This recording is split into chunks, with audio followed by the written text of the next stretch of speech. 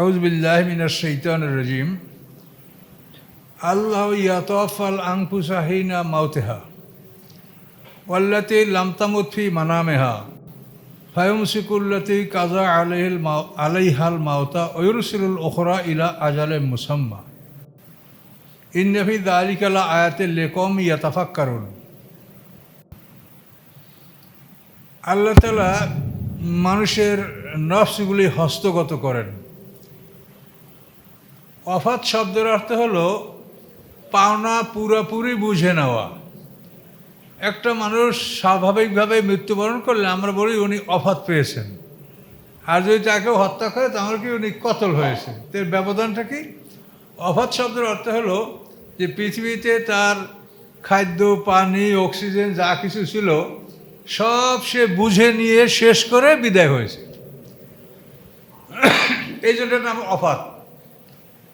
আর যাকে হত্যা করা হয়েছে সে সব কিছু তার বুঝে নিতে পারে নাই, হয়তো বা হত্যা না করলে আরও কিছু বেঁচে থাকার সম্ভাবনা ছিল।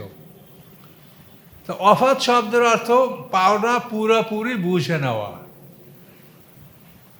ফেরেশতারা এসে বলে যে সারা পৃথিবীতে আপনার জন্য এক ফোঁটা পানি কোথাও নাই, খাবার আপনার নাই, বিদায় হওয়া ছাড়া কোনো বুদ্ধি নাই। তো আল্লাহ মানুষের নফসগুলি বুঝে নেন। কার নফস বের হলো, এটা কোন মানে পৃথিবীর কোটি কোটি মানুষ হিনা মাওতে হয়, এটা আল্লাহ করেন মৃত্যুর সময়ও আল্লাতি লামতামত ফি মানামিহা, এবং যারা নিদ্রার মধ্যে মারা যায় না, ঘুমাইছে কিন্তু মরে নাই। আমরা যখন ঘুমাই মরি না তখনও আমাদের নফসগুলি বের হয়, শুধু রুহটা থাকে। মানুষের মধ্যে তিনটা নফস, নফসে মুতমাইন্না, নফসে আম্মারা, নফসে লাওয়ামা, এই তিনটা নফস। তো ঘুমের সময় এই তিনটা নফস বের হয়ে যায়। এই নফস হলো মানুষের কমান্ডার বা পরিচালক। কমান্ডার না থাকলে সেপাইরা কোনো কাজ করতে পারে না। সেপাইদের কাছে অস্ত্র থাকে, কিন্তু কমান্ডারের আদেশ না হলে এটা অস্ত্র তারা ব্যবহার করতে পারে না। তো এই জন্য আমাদের দেহের পরিচালক হলো নফস। এই তিনটা নফস যে আমাদের পরিচালক, এটা আবার দুই ভাগে বিভক্ত। নফসে মুতমাইন্না এবং লাওয়ামা, এর দুইজন একযোগে কাজ করে। মুতমাইন্না হলো শান্তির আত্মা, আর নফসের লাওয়ামা হলো অনুশোচনাকারী আত্মা, রিগ্রেটিং সোল। আমি এটা কেন করলাম, এটা ভুল করেছি, আমার না করা উচিত ছিল, এই যে অনুশোচনা আসে, এটা নফসে লাওয়ামা এটা করে। ইবাদত আমার আরও করা উচিত ছিল, আমি অন্যায়টা করেছি, এটা না করা ভালো ছিল। এই যে মনের মধ্যে একটা অনুশোচনা যোগায়, এটা নাম হলো নফসের লাওয়ামা। তা মুতমাইন্না লাওয়ামা এই দুইটা হলো এক লাইনে কাজ করে, আর আম্মারা হলো শয়তানের পক্ষে কাজ করে। তো এগুলো খুব কঠিন ব্যাপার মানুষের জন্য, যে শয়তান কিন্তু আল্লাহর পক্ষ থেকে নির্বাচিত। এটা শুনলে আপনারা হয়তো কেমন লাগবে মনে। শয়তান যে আমাদেরকে অসহসা দেয়, এটা আল্লাহর পক্ষ থেকে নির্ধারিত। আপনি সূরা কাফের মধ্যে দেখবেন, অকালা কারিনু রব্বানা মাত গাইতু ওয়ালাকিন কানা ফি দালালিন বাঈদ। বিচারের দিনে কারিন শয়তান, অর্থাৎ যে শয়তান অবিশ্বাসীদের সাথে সবসময় লেগে থাকে, কারানা শব্দ অর্থ লেগে থাকা, যে কখনো পৃথক হয় না, এই শয়তান হলো কারিন। কাফের মুশরিকদের সাথে যে শয়তান থাকে আল্লাহর পক্ষে নির্ধারিত, এটা পরিষ্কার করে বলা আছে, অমাইয়াশুয়ান যিকর রহমানে নুকাইয়াদ লাহু শাইতানান ফাহুয়া লাহু কারিন। এটা কোনো বানানো কথা না। আল্লাহ বলেন আমার জিকির থেকে, আমার কোরআন থেকে, আমার স্মরণ থেকে যারা বিমুখ থাকে, আমি তার জন্য একটা শয়তান নির্বাচন করে দেই। শয়তান তার বন্ধু থাকে এবং কারিন সর্বদাই তার সাথে লেগে থাকে। এটা হলো অবিশ্বাসীদের শয়তান কারিন। আর যারা মোমেন তাদের জন্য একটা শয়তান নির্ধারিত থাকে, জন্মের সাথে সাথে এটাকে হামজাত শয়তান বলা হয়। তো এই শয়তানটা কারিন না, এই শয়তানটার নাম হলো খান্নাস। সূরা নাসে পড়ছেন না? হ্যাঁ, কি সূরাটা বলেন তো? আল্লাযী ওয়াসবিসু ফি সুদুরিন নাস, মেন ওয়াসওয়াসিল খান্নাস, কুল আউযু বিরাব্বিন নাস, মালিকিন নাস, ইলাহিন নাস, মিন শাররিল ওয়াসওয়াসিল খান্নাস। এই যে খান্নাস, এই হলো মোমেনদের শয়তান। খান্নাস মানে যে পলায়ন পর, যে আপনাকে কথা বলে যেই আপনি আল্লাহর জিকির শুরু করছেন, ও দৌড় পালাইল। এখন মোমেনদের জন্য যে শয়তান নির্ধারিত আছে, সে হলো পলায়ন পর শয়তান। আপনি আল্লাহর জিকির করবেন না, তখনও খুব আনন্দে আপনার মধ্যে ঢুকিয়া আপনার অন্তরে, তাফসীরে যেটা বলা আছে যে সাপের মাথার মতো আর মাথা, ওই কলমের উপরে মাথাটা রাখিয়া খুব চুপি চুপি আপনাকে পরামর্শ দেয়, যেটা আপনি কানে শুনতে পাবেন না, কিন্তু অনুভব করতে পারবেন মনের মধ্যে একটা জিনিস জাগ্রত হচ্ছে। এই ক্ষমতা ওকে দেওয়া হয়েছে। ও কলমের উপরে মাথা রাখা এত ছোট করে এটা বলে যে মানুষ শুনতে পায় না, কিন্তু অনুভব করতে পারে। এই শয়তানের নাম হলো খান্নাস। আপনি যখন আল্লাহকে স্মরণ করবেন তখনও পালাবে। এগুলোর মধ্যে কোনো দুর্বলতা নাই, কিন্তু বিষয়গুলি হচ্ছে কি, যেসব বিষয়ে আলোচনা না হওয়ার কারণে হয়তো আপনাদের কাছে কেমন লাগবে, বা দলিল প্রমাণ সহ না বললে আপনারা মানে কেমন মনে করবেন যে দলিল প্রমাণ সহ বলতে তো সময় লাগে, আর সময় লাগবেই তো। কোরআন তো আল্লাহ রসুলও 23 বছর বয়সে প্রচার করছেন। তাহলে এই যে খান্নাস শয়তান, এটা তো কোরআনই বলা আছে। এই খান্নাস শয়তান হলো মোমেনদের শয়তান, যে এর সাইভাবে লেগে থাকতে পারে না। আপনি জিকির করলেই ও পালাবে। এবং এইটা দেখেন আল্লাহ রসুলের হাদিস, আল্লাহ বলছেন আর শয়তানু জাসিমুন আলা কলবি ইবনে আদম। শয়তান আসন গ্রহণ করে বনি আদমের কলবে। এজা জাকারাল্লাহ খানাসা ওয়াইজা গাফালা ওয়াসওয়াসা। যখন আল্লাহর জিকির করে বান্দা, তখন খানাসাও পালায়। ওয়াইজা গাফালা ওয়াসওয়াসা। এবং মানুষ যখন গাফেল হয়, আল্লাহর জিকির থেকে বিমুখ হয়, তখন শয়তান তাকে ওয়াসওয়াসা দেয়। তাহলে শয়তান কাফেরের জন্য নির্বাচিত, মোমেনদের জন্য নির্বাচিত। কিন্তু মোমেনদের শয়তানের নাম হলো খান্নাস, আর কাফেরদের জন্য যে শয়তান নির্বাচিত তার নাম হলো কারিন। অকলা কারিনহু রব্বানা মাত গাইতহু।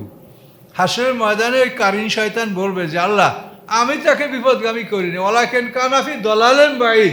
ও নিজেই দূর দূরান্ত ভ্রান্ত পথে ছিল, আমি কিছু করিনি। মিথ্যা বলায় রব্বার।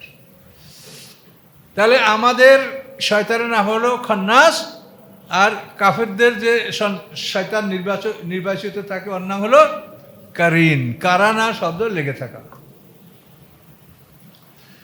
তো এই সমস্যাগুলি আমাদের দেহের মধ্যে আসে। কিন্তু আমরা যদি এই দেহতত্ত্ব সম্পর্কে এগুলো না জানি, তাহলে আমরা কি করে নিজেকে সামলাবো বলেন? আপনার শত্রু কোথায় যদি আপনি চিহ্নিত না করতে পারেন, তাহলে তো আপনি ঘায়েল হয়ে যাবেন, শত্রু আপনাকে আঘাত করবে। কি ঠিক কিনা বলেন? কাজে এইটা হচ্ছে কোরআনের দেহতত্ত্ব। আর ওই দরবারে যাবেন, ওই তামাক খাওয়া আর গাঁজা খাওয়া দেহতত্ত্ব কিন্তু আছে, খবরদার, সেটা দেহতত্ত্ব না, ওরা কোনো জ্ঞান রাখে না। এটা হলো কোরআনের দেহতত্ত্ব, যে আপনার দেহের মধ্যে কি কি সমস্যা আছে এটা আপনি বোঝেন। এই জন্য সার্বক্ষণিকভাবে আল্লাহর জিকির করা, এটা আল্লাহ তাআলা কোরআন পাকে খুব কঠিনভাবে আদেশ দিয়েছেন। ফায়জা কুদিয়াতের সালাত ও ফান্তাসিস বিলাল। নামাজ শেষ হয়ে গেলে পরে তোমরা পৃথিবীতে ছড়িয়ে পড়ো। আবতাগু মিন ফাদলিল্লাহ, আল্লাহর দেওয়া অনুগ্রহ অনুসন্ধান করো। ব্যবসা বাণিজ্য, কাজ কর্ম, আয় বাণিজ্য করো। এবং কি করো? আযকুরুল্লাহ কাসীরা, আল্লাহকে বেশি স্মরণ করো। জিকির মানে কোনো জায়গায় নামাজ বোঝানো হয়েছে, কিন্তু এখানে নামাজের পরে বলছে। তাহলে বোঝা গেল যে এখানে এই জিকির মানে নামাজ না, আল্লাহকে স্মরণ করা। কি কথা বুঝতে পারছেন? জিকির বলতে অনেক সময় নামাজও বোঝানো হয়, জিকির বলতে কোরআনও বোঝানো হয়, কিন্তু কোনখানে কোনটা বোঝানো হয়েছে এটা আপনি কোরআন যে ভার্স, ইবারাত, এটা দেখলে আপনি বুঝতে পারবেন। তাহলে এই জন্য সার্বক্ষণিকভাবে জবানে আল্লাহর জিকির থাকা, সুবহানাল্লাহ, আলহামদুলিল্লাহ, লা ইলাহা ইল্লাল্লাহ, আল্লাহু আকবার, লা হাওলা ওয়ালা কুওয়াতা ইল্লা বিল্লাহ। এভাবে কোরআনের ছোট্ট আয়াত, ওয়া উফাব্বিদু আমরি ইলাল্লাহ ইন্নাল্লাহ বাসীরুম বিল ইবাদ, হাসবুনাল্লাহু ওয়া নি'মাল ওয়াকিল, ফাসায়াকফিকাহুমুল্লাহু ওয়াস সামিউল আলিম। এই ধরনের ছোট্ট ছোট্ট আয়াতগুলি আপনি পড়লে বিভিন্ন ধরনের উপকারও আপনার হবে, আর শয়তান থেকে আপনি হেফাজতে থাকবেন। মানুষ যে পীরের কাছে যায়, তারা কিন্তু এগুলি মানুষকে সবক দেয়, কিন্তু বর্তমানে এটা একটা ব্যবসায় পরিণত হয়েছে, এই জন্য আমরা তার বিরোধিতা করি। কিন্তু পীরেরা কিন্তু এদেশে খারাপ কিছু করে নাই, তারাই এদেশে প্রথমে আল্লাহর দিন প্রতিষ্ঠা করছে।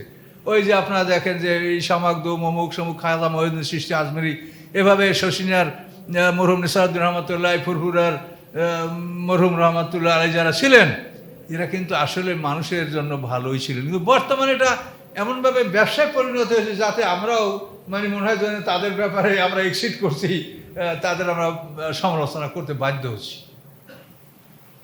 কিন্তু আসলে মানুষ ভালো যারা, তারা ভালো ফল আল্লাহর কাছে পাবে। ভালো মানুষের কাছে আপনি যান, তার সংসারে থাকেন, আপনার মানসিক উপকার হবে। কিন্তু মানুষ যদি ব্যবসা ভিত্তিক হয়, নিজেরই কোনো জ্ঞান নাই, তাহলে কি সে করবে করেন? সবচাইতে আল্লাহর বড় নেয়ামত হলো জ্ঞান। এটা আল্লাহ কোরআনে বলেছেন, অমায়ুতাল হেকমতা ফাকাত উতিয়া খায়রান কাসিরা। আল্লাহ বলেন যাকে হেকমত দেওয়া হয়েছে, অর্থাৎ চূড়ান্ত জ্ঞান, এলেম এবং হেকমত। এলেম হলো নলেজ, আর হেকমত হলো উইজডম। তো আল্লাহ বলেন অমায়ুতাল হেকমতা, যাকে উইজডম দান করা হয়েছে, অর্থাৎ চূড়ান্ত জ্ঞান দান করা হয়েছে, ফাকাত উতিয়া খায়রান কাসিরা। আল্লাহ বলেন তাকে অনেক কল্যাণ দান করা হয়েছে। আল্লাহ এটা বলে না যাকে কোটিপতি বানানো হয়েছে তাকে অনেক কল্যাণ দেওয়া হয়েছে, বলছে? এলিন মাস্ককে, বিল গেটসকে, মুকেশ আম্বানিকে, এদেরকে কল্যাণ দেওয়া হয়েছে আল্লাহ বলছে? কি বলছে আল্লাহ? অমায়ুত আল হিকমাতা, যাকে এই কোরআনের সঠিক জ্ঞান দান করা হয়েছে, যাকে চূড়ান্ত জ্ঞান দান করা হয়েছে, ফাঁকা দুতিয়া খায়রান কাসিরা, তাকে আল্লাহ অনেক কল্যাণ দান করছেন। তো এই কল্যাণের বস্তু তো আপনাদের কাছে আসে না? নাই।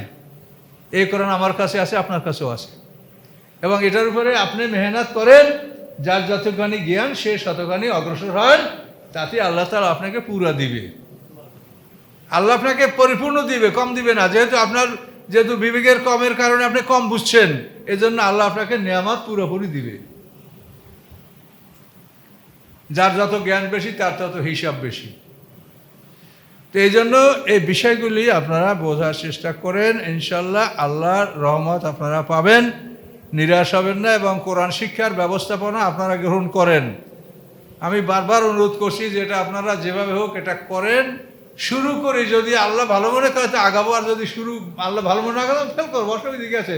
তা আমাদের চেষ্টাটা অব্যাহত থাকবে যে আমরা এটা করছি।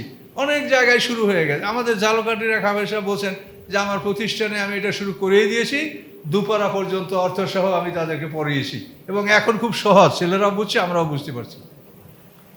যেহেতু কোরআনের শব্দগুলি তো একই শব্দকে বারবার রিপিট করা হয়েছে, এই জন্য কাজে এগুলো আমরা শুরু করলে জয়যুক্ত হওয়া না হওয়া আল্লাহর হাতে, কিন্তু আমরা আল্লাহর কাছে এই মেহনতের জন্য নিয়াত করলেই আল্লাহ একদম সব দেয়। দেখেন, একটা ভালো কাজের নিয়াত করলেই আল্লাহ একদম সব লিখে দিতে বলেন ফেরেশতাদেরকে, আর ওইটা করলে 10 গুণ থেকে 700 গুণ পর্যন্ত আল্লাহ তাআলা নেকামল বাড়াইয়ে দেন। তার কারণ আমরা তো সারাদিন আসলে আজে বাজেভাবেই আমাদের সময়টা বেশি কাটে। কাজে আল্লাহ আমাদের নেকামল বাড়ায় না দিলে আমরা যে কথাগুলো বলি এগুলি ওজন আর নেকামল, এতে তো কথা ভারী হয়ে যাবে আমাদের প্রত্যেক অধিকাংশ লোকেরই। ফজরের নামাজে যে কয়টা আয়াত কালাম পড়েছি, ফজর থেকে জোহর পর্যন্ত যতগুলি কথা বলেছি, এই কথাগুলি যদি বাজে কথা হয় এবং আল্লাহর ইবাদত বা জিকিরের মধ্যে গণ্য না হয়, তো বাজে কথা তো আমার নেকামলের সাথে ভারী হয়ে গেল। সূরা কাফে আল্লাহ কি বলছেন? ফাবাসারুকা লিয়াউমা হাদিদ, ফাকাশাফনা আনকা গিতাআকা ফাবাসারুকা লিয়াউমা হাদিদ। তোমার চোখের পর্দা আমি তুলে দিলাম, তুমি তীক্ষ্ণ দৃষ্টিতে এখন সব কিছু দেখো, জান্নাত, জাহান্নাম, শাস্তি। এবং এখানে তাফসীরকাররা বলেন যে দাড়িপাল্লাটা যখন স্থাপন করা তার সামনে, তখন আল্লাহ বলেন তুমি তীক্ষ্ণ দৃষ্টিতে দেখো, যে মানে এটা বলা হয় লিসান আল মিজান, অর্থাৎ মিজানের যে কাঁটা কোন দিক যাচ্ছে, ডানে না বামে, তুমি ভালো করে তাকাই দেখো। যদি বামে ঝুঁকে যায় তাহলে আর তোমার উপায় নেই দোজখে না ঢুকে, আর যদি ডানে ঝুঁকে যায় তাহলে তুমি খালাস। তুমি ভালো করে তীক্ষ্ণ দৃষ্টিতে আজকে তাকায় দেখো যে লেসানুল মিজান, মিজানের কাঁটাটা কোন দিক যাচ্ছে, ডানে না বামে। এই কাঁটাটা ডানে রাখার জন্য আপনাদের সবসময় আগ্রহী হতে হবে, এবং সবসময় আল্লাহর জিকির, আল্লাহর স্মরণে আপনাদেরকে থাকতে হবে। সময়টা যেন বেহুদা না কাটে। শয়তান আপনাকে বাজে কথা লাগাই দেবে, বন্ধুর সাথে তর্ক, অমুকের সমালোচনা, অমুকের সমালোচনা, সমাজে তো সব মানুষেরই ত্রুটি আছে, কাজে কথা বলতে গেলেই সমালোচনা, এবং এটা শুনতেও ভালো লাগে, এই অমুক মাল না এরকম কাজ করে। সমালোচনা মানে মিষ্টি, সেইটাও মিষ্টি। অথচ আল্লাহ বলছেন যে সমালোচনা করার অর্থ হলো মরা মানুষের গোশত খাওয়া। কেমন লাগে বলেন? পৃথিবীতে সবচাইতে দুর্গন্ধ, মরা মানুষের দেহে যে দুর্গন্ধ, এইটা পৃথিবীতে গরু, মহিষ, ছাগল, ভেড়া যা কিছু মরে, কোনো প্রাণীর পচা অংশে এত দুর্গন্ধ নাই যেটা মানুষের আছে। এটা পরীক্ষা করে দেখ। আল্লাহ বলছে তুমি মরা মানুষের গোশত খাও যদি তুমি গীবত করো। আমরা পারছি না, আমিও পারছি না। দেখছি যে আমার হয়তো ঘরের কেউ কথা বলছে, তা আমিও তার সঙ্গে দুই কথা বলে ফেলছি, কিন্তু মনে পড়ে তখন থামাতে পারি না। যদি বলি যেটা বললো না এটা গীবত, থামছে না, থামাতে পারা যায় না মানুষ, এরকম একটা অবস্থা। কাজে এগুলো থেকে আপনাকে আমাকে সতর্ক হতে হবে। আলহামদুলিল্লাহ। তো আল্লাহ তাআলা, মানুষ যখন নিদ্রা যায় তখন তার নফসগুলি বের হয়। তো আল্লাহ ইয়াতাফাল আনফুসাহিনা মাউতিহা, মৃত্যুর সময় তো সবই বের হয়। তো আল্লাহ তাআলা নফসগুলি হস্তগত করেন। আল্লাতি লামতামুত্তি মানামেহা, এবং যে মানুষ নিদ্রার মধ্যে মরে না তাদের নফসগুলিও আল্লাহ হস্তগত করেন। ফায়ুমসিকুল্লাতি কাজা আলাহিল মাউতা, যাদের উপরে মৃত্যুর ফয়সালা হয়ে গেছে তাদের নফসগুলি আল্লাহ তাআলা রুকে দেন, মানে স্থগিত করে দেন, বন্ধ করে দেন, সেগুলোকে আর ফেরত দেন না। আমসাকা মানে বন্ধ করে দেওয়া, স্টপ করে দেওয়া।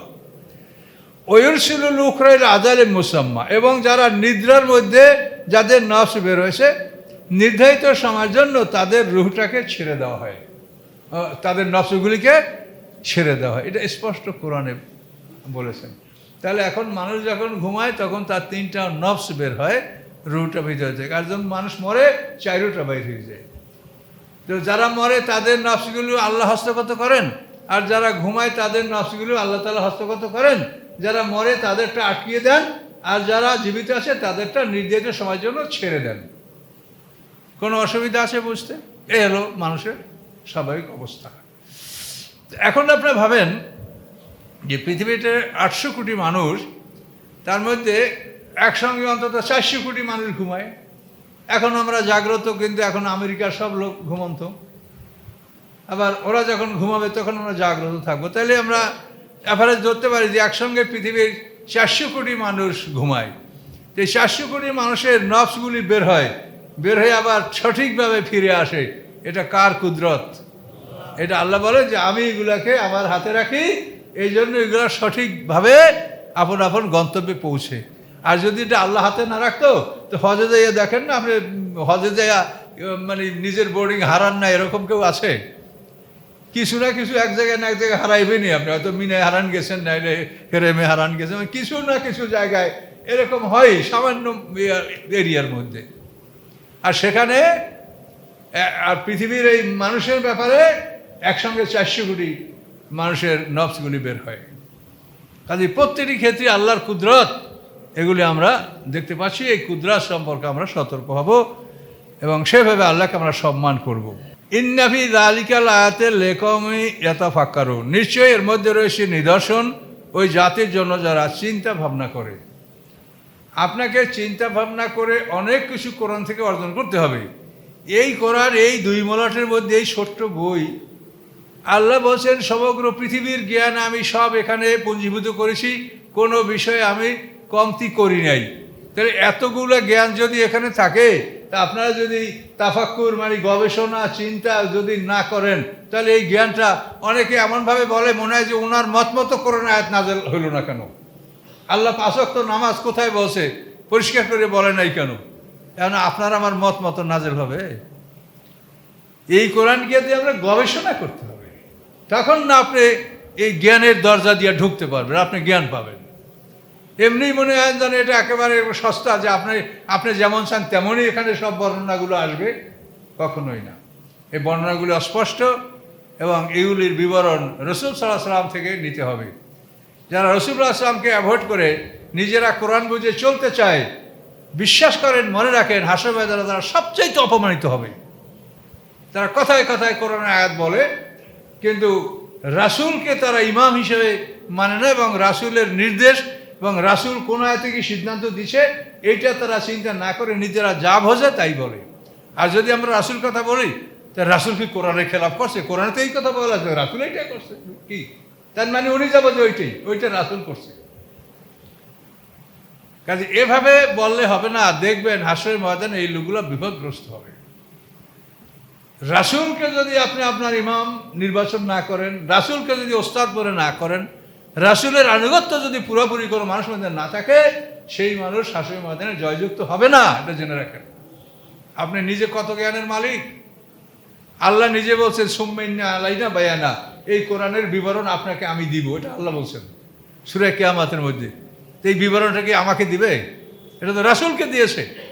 কাজে রাসূল থেকে আপনি কোরআনের বিবরণ নেবেন না, আপনি নিজেই পণ্ডিত হয়ে গেলেন, এই পাণ্ডিত্য আপনার থাকবেন না। দেখবেন আপনি লজ্জিত হবেন। বহু মানুষ আমাকে বিরক্ত করে, কিন্তু কথা সবারই শোনার চেষ্টা করি।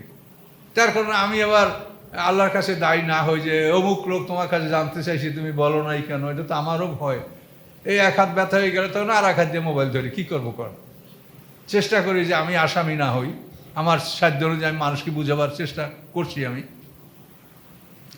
এখন আপনারা এটা বুঝতে পারলেন যে মানুষের নিদ্রা এবং মৃত্যুর ব্যবধানটা কি। নিদ্রা হলো আপনার 3টা নফস বেরিয়ে গেল, আর মৃত্যু হলো আপনার নফসের সাথে রুহটাও বেরিয়ে গেল, এর নাম মৃত্যু।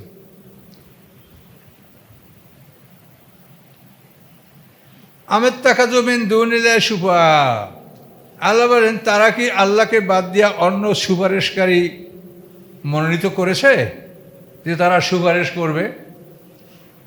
আরবের মুশরিকরা বলতো যে লাতজা মানাত এরা হলো কোরবান আলেহা, মানে এরা আমাদের আল্লাহর কাছে নিয়ে যাবে। এদের তো আমরা বলি না যে এরাই আল্লাহ, কোরবান আলেহা কোরআনের শব্দ কিন্তু এটা, যে আমাদেরকে তারা আল্লাহর কাছে নিয়ে যাবে। যারা পীরবন্দি করে তারা বলে যে আমরা আল্লাহর কাছে সহজে যাইতে পারবো, এই পীরের উসিলে আমরা আল্লাহর কাছে যাব। এবং তারা পীরের উপরে এমনই ভক্ত, আমার এলাকার হাজী সাহেব মনে পড়ে আমার কথা, বলে যে আমাকে যদি আমার পীর সাহেব একটা বলদ গরু দিয়ে বলে যে এটা গাভী বললে বাজারে বিক্রি করবা, তা আমি ওইটাকে বাজারে নিয়ে বলবো যে এটা গাভী, আমি এটা বলদ বলবো না। তাহলে কেমন কথা মনে করেন? এই জন্যই আল্লাহ তাআলা কোরআন পাকে বলেছে যে ওরা ওদের আহবার এবং রহবানদেরকে রব বানায় নিয়েছে আল্লাহকে বাদ দিয়া।